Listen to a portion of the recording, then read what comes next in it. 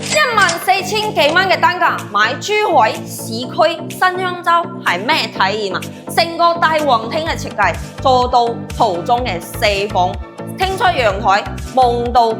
一線嘅城市景觀，而且樓下就係自帶咗8萬平方米嘅商業啊，2公里就可以去到香山湖公園、鳳凰山，1.5公里就可以去到珠海山姆會員店啊！究竟係咩人先可以住喺咁樣嘅小區 ？L 型嘅廚房，加埋呢啲廚房3件套 O 牌定製櫃啊，仲預留咗冰箱位置俾到你，全部你可以睇得到嘅都係交付標準啊！呢間就係交付標準啊，所見即所得。門口帶咗10木嘅門，唔係一智能密碼鎖，32向嘅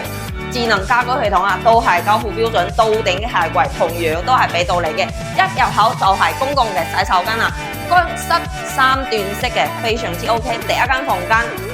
就可以作為你客房啊。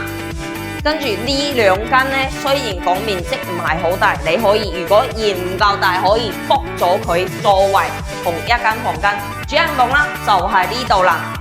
飄窗位全贈送，帶咗套間嘅前庭，全屋嘅大金裝冷氣都係交付標準。樓下咧仲自帶咗3到15歲全年齡段嘅學校俾到你，去到山姆揸車只需要3分鐘嘅時間。頭先講咗啦，2公里去到香山湖公園以及鳳凰山啊，新香洲珠海